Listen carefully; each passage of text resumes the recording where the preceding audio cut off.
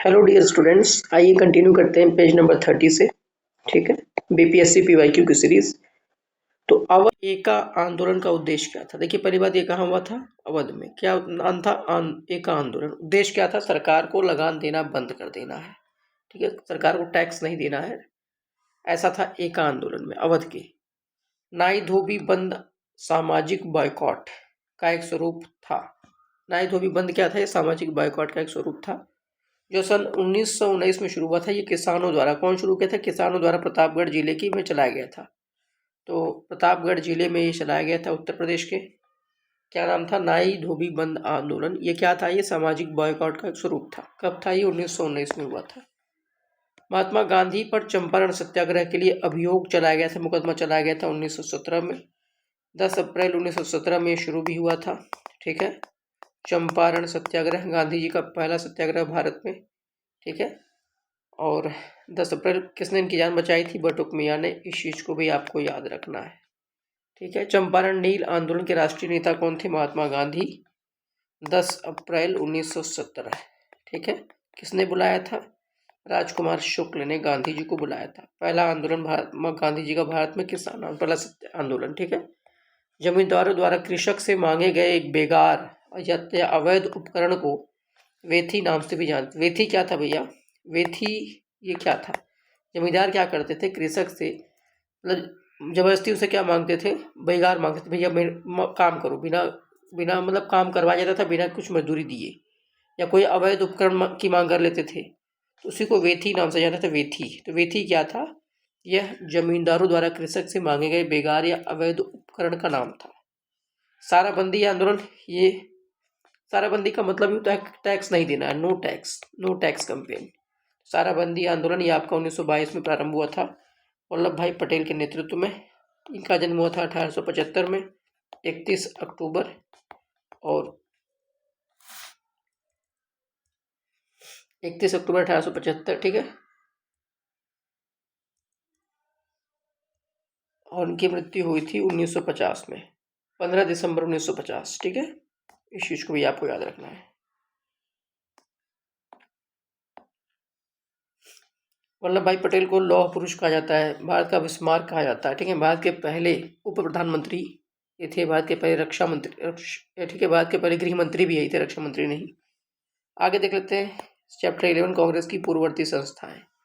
कांग्रेस की स्थापना आपको पता है 28 दिसंबर 1885 में हुई थी। उसके पहले की कुछ संस्थाएं देख लेते हैं। एशियाटिक सोसाइटी ऑफ बंगाल की स्थापना किसने की थी? सर विलियम जोन्स ने। एशियाटिक सोसाइटी ऑफ बंगाल स्थापना विलियम जोन्स। भारतवर्ष के प्रथम निर्विरोध एवं सर्वसम्मति से निर्वाचित राष्ट्रपति कौन थे? नीलम संजीव रेड्डी। ये तो पॉलिटी का क्वेश्चन हो गया। तो नीलम संजीव रेड्डी जो है ये भारत के प्रथम निर्विरोध एवं सर्वसम्मति से निर्वाचित राष्ट्रपति हुए थे। आपको इनके बारे में बता दूं कि ये पहले लोकसभा स्पीकर भी रह चुके थे, इसके पहले, ये राष्ट्रपति बनने से पहले। और लोकसभा स्पीकर बनने के बाद इन्होंने क्या किया था? अपनी पार्टी से त्यागपत्र दे दिया था, जिस पार्टी से थे ये।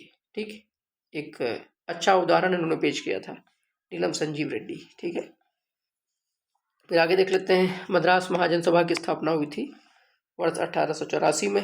मद्रास महाजन सभा 1884, मतलब कांग्रेस की स्थापना से 1 साल पहले। 1876 में इंडियन एसोसिएशन की स्थापना किसने की थी? सुरेंद्रनाथ बनर्जी ने। इंडियन नेशनल एसोसिएशन में से कहते हैं और इंडियन एसोसिएशन में से कहते हैं 1876। इनके साथ कौन था? आनंद मोहन बोस। आनंद मोहन बोस दो नाम आते हैं इंडियन एसोसिएशन में। बम्बई प्रेसिडेंसी एसोसिएशन की स्थापना हुई थी फिरोज शाह मेहता, बदरुद्दीन तैयब जी और केटी तेलंग द्वारा। इसमें कौन नाम था? काशीनाथ त्र्यंबक। तो ये जो तीन हैं, ये इनको बॉम्बे त्रिमूर्ति कहा जाता है। फिरोज शाह मेहता को, बदरुद्दीन तैयब जी को, केटी तेलंग के। बदरुद्दीन तैयब जी वही है जो कि पहले मुस्लिम अध्यक्ष थे कांग्रेस में। ठीक है, दूसरे कौन थे भी? आप पढ़े हैं उसको पहले से, कमेंट सेक्शन में उसका आंसर बताइए। रहमतुल्लाह सयानी उनका नाम था। ठीक है, रहमतुल्लाह सयानी, रहमतुल्लाह सयानी। ठीक है, इंडियन एसोसिएशन ने डैश का गठन करके राष्ट्रीय चेतना बढ़ाने में महत्वपूर्ण भूमिका अदा की थी। इंडियन एसोसिएशन जो कि 1876 में ही बना था, इसने क्या स्थापना की थी? नेशनल कांग्रेस कॉन्फ्रेंस की स्थापना की थी। इंडियन नेशनल कांग्रेस कॉन्फ्रेंस की स्थापना की थी राष्ट्रीय चेतना बढ़ाने के लिए। बाद में इनका विलय हो गया था किसमें? कांग्रेस में। ठीक है, आगे देख लेते हैं।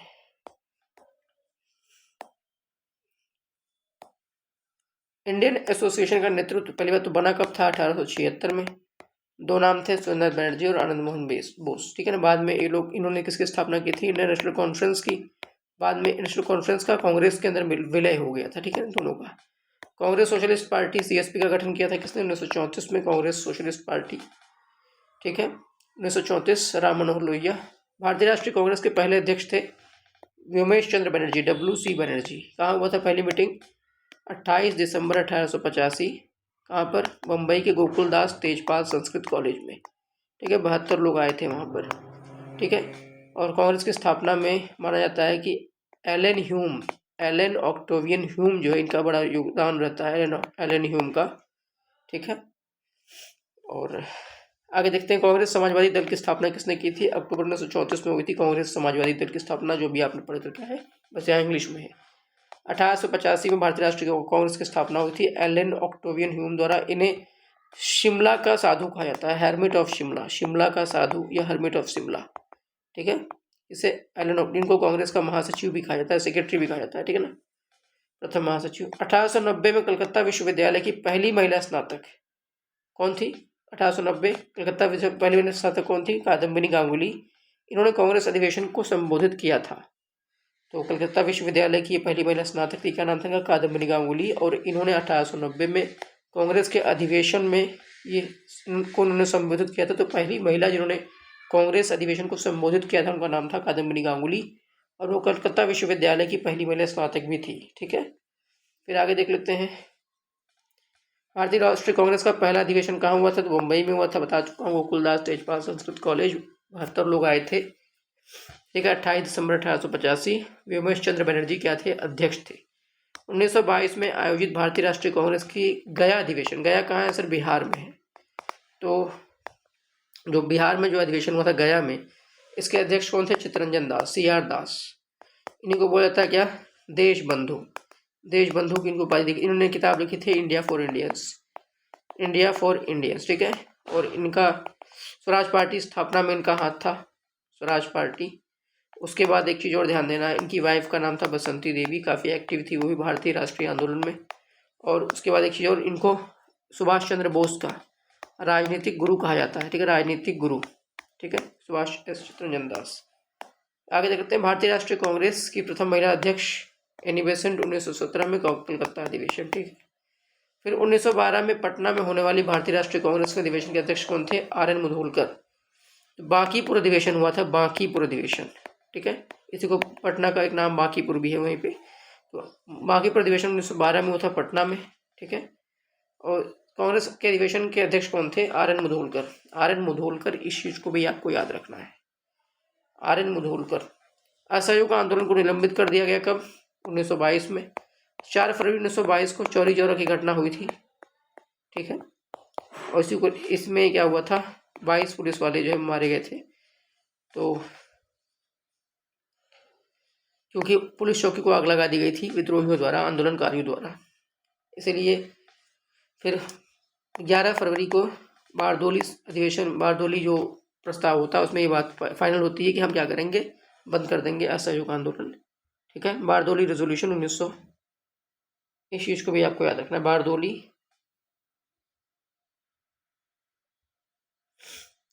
बारदोली कहाँ पर है? गुजरात में है।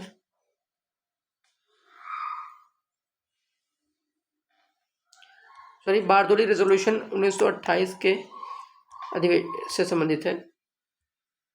4 फरवरी 1922 को चंपारण नहीं, इसका नाम है वो, चौरी चौरा की घटना हुई थी 4 फरवरी 1922, ठीक है। तो इसमें 22 पुलिस वाले मारे गए थे, क्योंकि विद्रोहियों ने, नॉट उपद्रवी नहीं कहना, गलत बात है, ठीक है ना, विद्रोहियों के द्वारा। अंग्रेज इनको उपद्रवी कहते थे, लेकिन हमारे लिए क्या थे? वो आंदोलनकारी थे, शहीद थे। उनके द्वारा क्या हो गया था? उनके द्वारा पुलिस स्टेशन में आग लगा दी गई थी। और भगवान अहिर नामक एक व्यक्ति था जो कि आंदोलनकारी था। भगवान अहिर नामक व्यक्ति, इनका काफ़ी महत्वपूर्ण योगदान था इस घटना में, ठीक है, जो चौरी चौरा की घटना हुई थी, जो कि वर्तमान में गोरखपुर जिले में, उत्तर प्रदेश में, 4 फरवरी 1922, ठीक है, डेट है। और फिर 12 फरवरी को बारदोली में मीटिंग होती है, उसमें ये फैसला होता है फाइनली कि हम क्या करेंगे, ये डेट है एग्जैक्टली कि हाँ, गांधी जी ने आंदोलन को कब बुला लिया? फाइनली कब पब्लिक से अपील करके उसको बुला लिया, मतलब कॉल ऑफ कर दिया, तो 12 फरवरी 1922, ठीक है, 12 फरवरी 1922, ठीक है, इस चीज़ को याद रखना है आप लोगों को। आगे देख लेते हैं, लखनऊ समझौता कब हुआ था। लखनऊ समझौता हुआ था 1916 में। लखनऊ अधिवेशन हुआ था कांग्रेस का। यहाँ पर मुस्लिम लीग और कांग्रेस में समझौता हो गया था। उसके अलावा गरम दल नरम दल में भी समझौता हो गया था। तो गरम दल और नरम दल में जो समझौता करने का योगदान था उसमें था एनी बेसेंट का हाथ। किसका? एनी बेसेंट का हाथ माना जाता है। और मुस्लिम लीग और कांग्रेस के जो समझौता हुआ था इसमें माना जाता है किसका हाथ जो है, बाल गंगाधर तिलक का। ये समझौता इनके बीच में हो गया था। कांग्रेस और मुस्लिम लीग के बीच में समझौता में हाथ किसका? बाल गंगाधर तिलक का। गरम दल नरम दल को एक साथ लाने का श्रेय किसको? एनी बेसेंट को। लखनऊ अधिवेशन की अध्यक्षता कौन करे थे? अंबिका चरण मजूमदार। इसी अधिवेशन में गांधी जी भी आए थे। इसी अधिवेशन में बाल गंगाधर तिलक ने कहा था कि स्वराज मेरा जन्मसिद्ध अधिकार है और मैं इसे लेकर रहूंगा, ठीक है। एक स्वराज स्पेशल नामक ट्रेन भी चलाई गई थी। स्वराज स्पेशल नामक ट्रेन भी चलाई गई थी। इस चीज़ को भी आपको याद रखना है। तो लखनऊ अधिवेशन, ठीक है। और इसी अधिवेशन के बाद सरोजिनी नायडू ने क्या कहा था? ये मोहम्मद अली जिन्ना को, सरोजिनी नायडू ने मोहम्मद अली जिन्ना को शांति का दूत कहा था, ठीक है। पता नहीं बाद में मोहम्मद अली जिन्ना जो कि इनको कायदे आजम कहा जाता है, ठीक है, बाद में इनके दिमाग में क्या होगा कि इन्होंने अलग देश लेकर ही माना, ठीक है, अलग धर्म के नाम पे देश लेकर ही माना। बहुत दिन तक ये जी भी नहीं पाए। हालांकि पाकिस्तान के पहले गवर्नर जनरल बने भले थे, लेकिन कुछ समय तक ही जीवित रह पाए। यह कहते हुए भारतीय राष्ट्रीय कांग्रेस की हंसी उड़ाई कि यह एक बहुत सूक्ष्म भाग अल्पसंख्यक का प्रतिनिधित्व करता है। किसने कहा था? डफरिन ने। 1884 से लेकर के 1888 तक ये क्या था? ये गवर्नर जनरल वाइसरॉय, ठीक है। कौन? Lord Dufferin.